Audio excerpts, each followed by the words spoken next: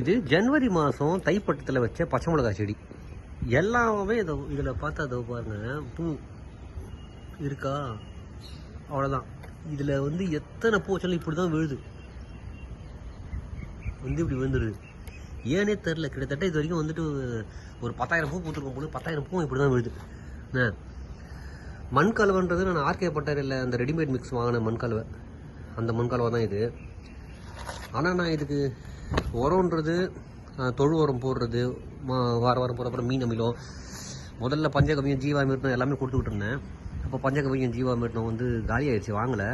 அது போல் மீன் அமிலம் கொடுப்பேன், அரிசி கவன தண்ணி, அப்புறம் பூ உதிருதுன்னு சொல்லிட்டு புளிச்ச மோர் கரைசல் கொடுத்துருக்கேன். அப்புறம் சீவீட் ஃபெர்டிலைசர் லிக்விட் இருக்குது, அது கூட கொடுத்துக்கிட்டு இருக்கேன். எவ்வளோ கொடுத்துருக்கேன். ஆனால் இன்றைக்கி வரைக்கும் ஒத்த பச்சை மிளகா கூட இதுலேருந்து என்னால் எடுக்க முடியல. ஆனால் வரப்பூ எல்லாம் இந்த மாதிரி வந்துடும், தெரியுதா? இப்படி தான் இருக்கும். பூ வரும் நல்லா, இந்த மாதிரி பூ நல்லா வந்து மலர்ந்துடும். மலர்ந்ததுக்கு பிறகு இந்த மாதிரி வந்து ஆகிட்டு அப்படியே விழுந்துருது கீழே, இப்படி விழுந்துருது. இப்போ எல்லாமே அப்படி தான் விழுது. ஏனே தெரிய மாட்டேங்குது. யாராவது தெரிஞ்சோ அதை செய்து சொல்லுங்கள். இது காந்தாரி பச்சை மிளகான்னு சொல்லிட்டு வாங்கின விதை. நம்ம வேலூர் யுவராஜ் அவர்கிட்ட தான் வாங்கியிருந்தேன். பாருங்கள், இங்கே கூட பாருங்கள், அவ்வளோதான், அப்படியே கையோட வந்துடும். இது என்ன பண்ணுறதுன்னு தெரில.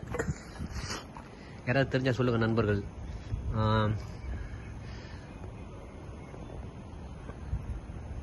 வேறு என்ன சத்து குறைபாடு இருக்குன்னு தெரியல எனக்கு. இத்தனைக்கும் சுண்ணாம்பு சுண்ணாம்பும் நான் கொடுத்துருக்கேன். சுண்ணாம்பு வந்துட்டு நாட்டு மருந்து கடையிலேருந்து வெள்ளை சுண்ணாம்பு வாங்கிட்டு வந்து அதை தண்ணியில் கரைச்சும் கொடுத்துருக்கேன் ஒரு தடவை.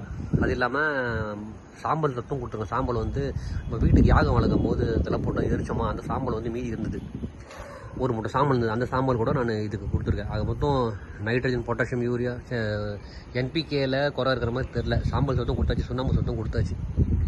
வேறு என்ன பிரச்சனை இருக்குன்னு தெரில. தயவுசெய்து தர நண்பர்கள் தெரிஞ்சால் சொல்லுங்கள். அட்லீஸ்ட் இந்த செடியை வச்சதில் ஒரு பச்சை மிளகாவாவது எடுத்துட மாட்டோமோ நானும் ரொம்ப ஆவலாக பார்த்துக்கிட்டே இருக்கேன். ஆனால் ஒரு பச்சை மிளகா கூட எடுக்க முடியல. நன்றி.